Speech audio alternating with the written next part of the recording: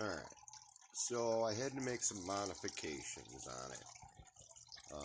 The wall, like this wall, it used to come straight out here, but I couldn't see it from where I sit, so I cut it back here, and I cut on an angle,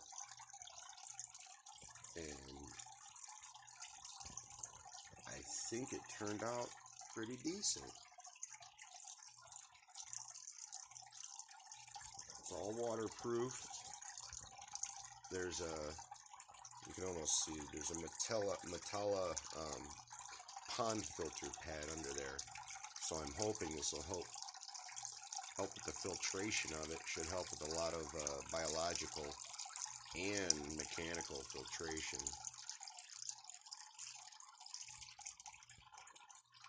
So we'll see. I like the sound of it. It's not too much. Let me know what y'all think. Later, guys.